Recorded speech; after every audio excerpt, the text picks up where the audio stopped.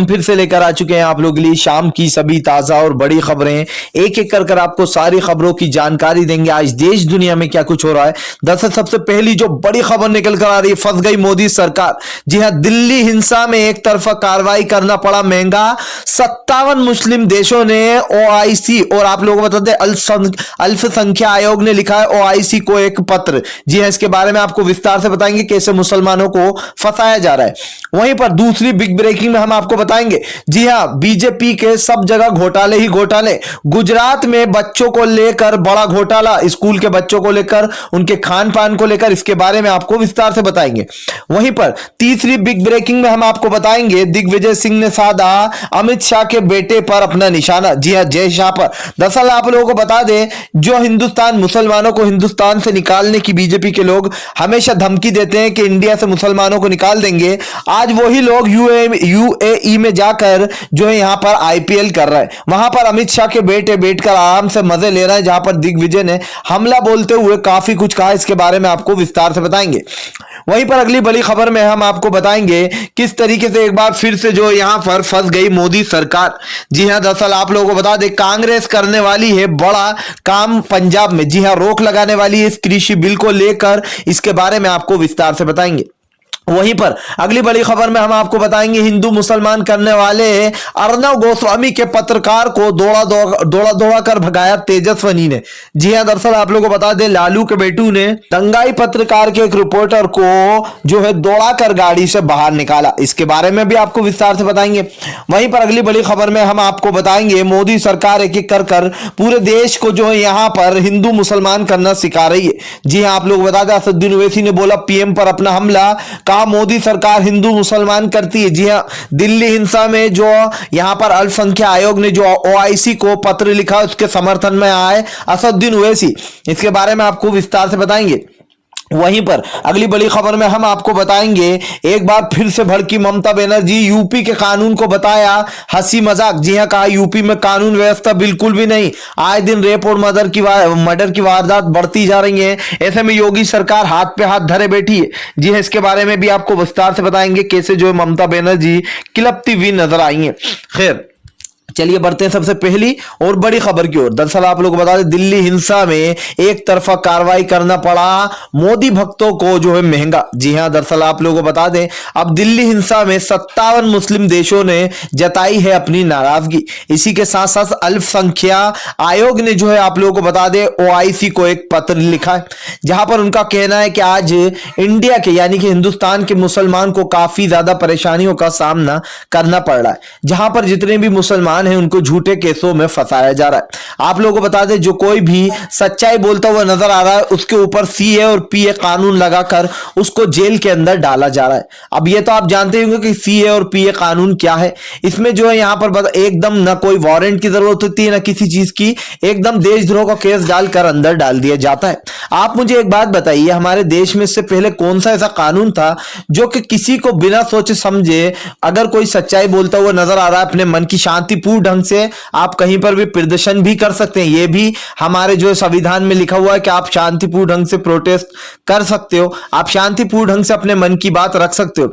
लेकिन भैया आजकल तो और कुछ ही चल रहा है। जब इंसान अपने मन की बात करने की कोशिश करता है इंडिया में, या फिर हिंदुस्तान में कह सकते हैं कि सबसे आजाद देश माना जाता था, और अब वही हिंदुस्तान मोदी ने ऐसा बना दिया कि यहां पर दूसरा हिटलर पैदा हो गया। आप लोगों को बता दें, यहां पर 57 मुस्लिम देशों ने साफ साफ कहा है कि इंडिया के मुसलमान को काफी पीड़ित किया जा रहा है। यहां तक कि जो छात्र हैं वहां के, आप लोगों को बता दें, उन छात्रों के ऊपर सीए और पीए कानून लगाकर उनको जेलों के अंदर डाला जा रहा है। ये देश के खिलाफ है, ये जो है आप लोगों को बता दें कानून व्यवस्था के खिलाफ है। जी हमारे देश का संविधान है कि आप शांतिपूर्ण ढंग से अपने मन की बात रख सकते हो, यहां तक कि आप अपने मन में जो बात है वो दुनिया के सामने बोल सकते हो, और ऐसा हमेशा से होता आ रहा है। ऐसा तो है नहीं कि ये नया कानून बना था कि लोग अपने मन की बात बोल रहे हैं, ये कानून पहले से ही है। लेकिन भैया जब से बीजेपी की सरकार आई है, इन्होंने अपना एक नया परझंडा लगा दिया है। इनको लगता है कि अगर लोग सच्चाई बोलेंगे तो इनको आने वाले समय में वोट नहीं मिलेगा, वोट नहीं मिलेगा तो लोगों के सामने इनकी सच्चाई आ जाएगी, और इसीलिए ये मासूम जनता की आवाज दबाने की कोशिश करते हैं। ये सोचते हैं जो भी सच्चाई के खिलाफ जा रहा है उन लोगों की आवाज दबा दी जाए। ऐसा तो है नहीं कि जो यहाँ पर CAA का प्रदर्शन सिर्फ मुसलमानों ने किया था, हमारे हिंदू भाइयों ने किया था, हमारे सिख भाइयों ने किया था,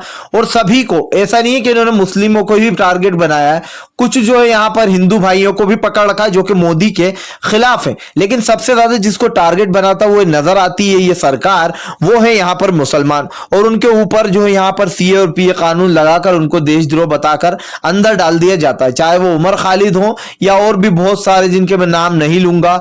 आप खुद समझ सकते हैं कि मैं क्या कहना चाह रहा हूं। वहीं पर दूसरी बात मैं आपको बता दूं, अब अल्पसंख्यक आयोग ने इस पर जो आपत्ति जताते हुए पूर्व जज के साथ OIC को एक पत्र लिखा है, जहां पर 57 मुस्लिम देशों ने इसका साथ दिया है, और इंडिया में बताया मुसलमान को पीड़ित किया जा रहा है। खैर चलिए बढ़ते हैं एक और अगली बिग ब्रेकिंग की तरफ।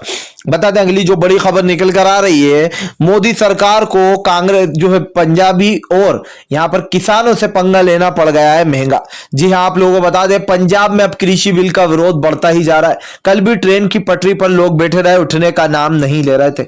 सबसे बड़ी बात यह आ जाती है कि मोदी सरकार आज जिस देश में जिस किसान ने हमें बनाया, किसान से ज्यादातर मार्केट चलता है, देश चलता है, उन्हीं किसान को खत्म करना चाहती है मोदी सरकार। आज इस देश का हर किसान मोदी सरकार से एक सवाल पूछता हुआ नजर आ रहा है, क्या यह कानून सही है? और कुछ दलाल मीडिया है, कुछ दलाल पत्रकार हैं जो कि इस कानून को सही बता रहा है कि मोदी सरकार। यहां तक मैं एक आपको बात बताना चाहूंगा कि यहां पर जैसे कि आप जानते हैं रजत शर्मा, ये सबसे बड़ा मोदी सरकार का चाटू बन चुका है, जो कि वो इस कानून को भी सच बता रहा था। वो कह रहा था कि भाई ये जो कानून लाया गया है, मोदी सरकार ने काफी कुछ किया है इन 6 सालों में, तो अगर कुछ किया होता मोदी सरकार ने तो ये जो आज मासूम किसान और गरीब हैं ये सड़कों पर ना उतरे होते, ना ये भूखे होते, ना ये प्यासे होते, आज ये अपनी सच्चाई के लिए आवाज नहीं उठा रहे होते। तो आप खुद समझ सकते हैं सरकार क्या कर रही है और ये चाटू गोदी मीडिया क्या बता रही है। ठीक है 2024 तक मान लेते हैं, मान के चलते कि 2024 तक बीजेपी की सरकार है, ठीक है,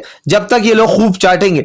उसके बाद क्या करेंगे ये लोग, जब मोदी की सरकार ही गिर जाएगी तो उसके बाद ये लोग क्या करेंगे, क्योंकि इनके चैनल पे तो कोई फटकने जाएगा नहीं, क्योंकि उनको पता चल जाएगा कि ये जो चैनल है ये एक नंबर के चाटू है, जिधर देखते हैं तवा पराठा उधर ही सारी रात। तो यहां पर उस टाइप की जो सिचुएशन बन चुकी है, ऐसे में मोदी के खिलाफ पूरा किसान होगा, उनका साफ साफ कहना है। कांग्रेस का इधर पंजाब में यह कानून लागू नहीं होने देंगे और इस चीज का बहुत जबरदस्त तरीके से विरोध चल रहा है, यानी कि मोदी का हटना तो तय है। खैर चलिए बढ़ते हैं एक और अगली बिग ब्रेकिंग की तरफ। बता दें अगली जो बड़ी खबर निकल कर आ रही, दिग्विजय सिंह ने साधा अमित शाह के बेटे और अमित शाह पर अपना, जय शाह पर अपना निशाना।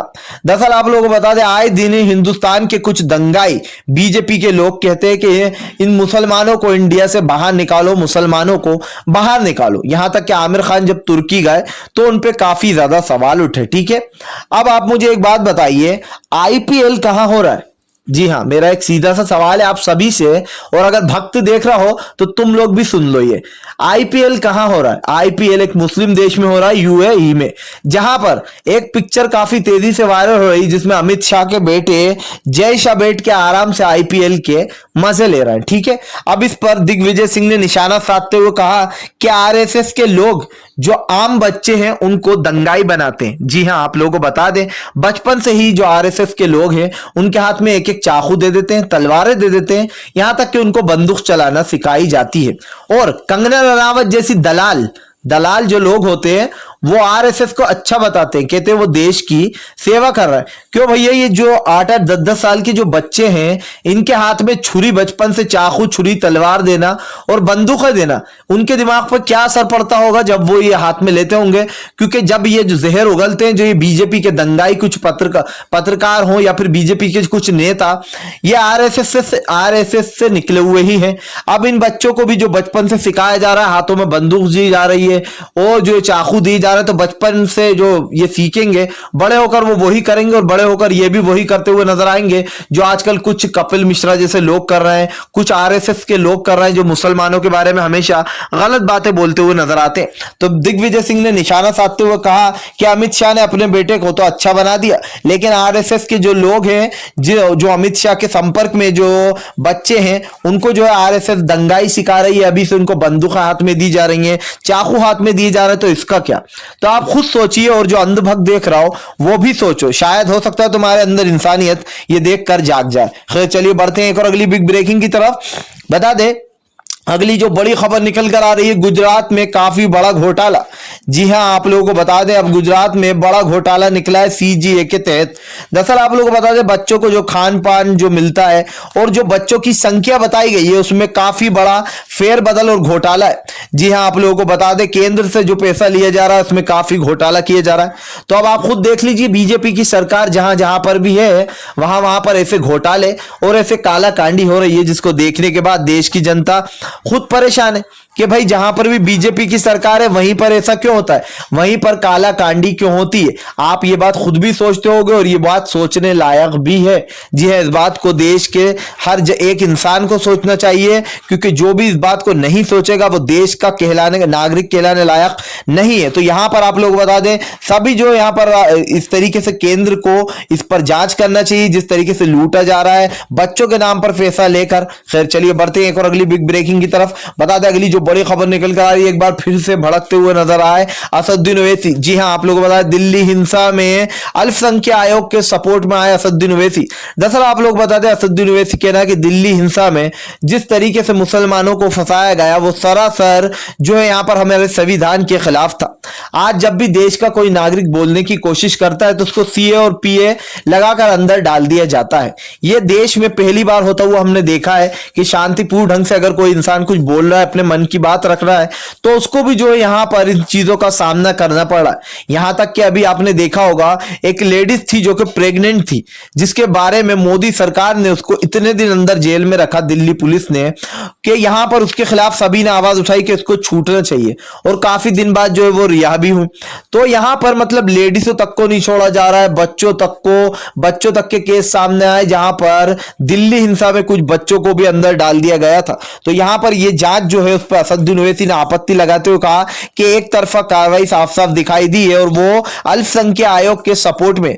आप लोग बता दें, अल्पसंख्यक आयोग ने तो पत्र लिखा ही, लेकिन उसके साथ 57 मुस्लिम देशों ने अपनी जो है नाराजगी जताई है। जी हां, और ये नाराजगी बिल्कुल सही है, क्योंकि एक किसी समुदाय को टारगेट करना यह हमारा जो है यहां पर दीन धर्म कोई सा धर्म ये नहीं सिखाता है कि आप दुनिया में आकर नफरत फैलाए, चाहे आप हिंदू हो, मुसलमान हो, सिख हो, ईसाई हो। सभी धर्म प्यार सिखाते हैं। किसी भी धर्म में ये आप नहीं पढ़ोगे या फिर ये आपने नहीं देखा होगा कि ये धर्म हमें सिखाता है कि भाई इस धर्म से नफरत करो, और इसमें क्या रखा है, कुछ नहीं मिलता है इंसान को। तो यहां पर असदुद्दीन ओवैसी का जो सीधा सीधी बात है, उन्होंने साफ साफ कहा कि ये जो फैसला लिया गया है वो इसके साथ है, और वो जो है इसमें जो यहाँ पर अल्पसंख्यक को बहुत बहुत धन्यवाद भी करना चाहते हैं, जो उन्होंने ओआईसी को एक पत्र लिखा। खैर चलिए बढ़ते हैं एक और अगली बिग ब्रेकिंग की तरफ। बता दें अगली जो बड़ी खबर निकल कर आ रही है, बीजेपी और नीतीश को बड़ा झटका। जी हां, बिहार चुनाव में तेजस्वी की गठबंधन सरकार बनती हुई नजर आ रही है। दरअसल आप लोगों को बता दें कि बीजेपी और जेडीयू काफी आपस में जो सीटें को बंटवारे को लेकर भिड़ते हुए नजर आ रहा है। तो वही दूसरी तरफ तेजस्वी की जो सरकार है, महागठबंधन सरकार कह सकते हैं, वो पूरी तरीके से 101% बनती हुई नजर आ रही है।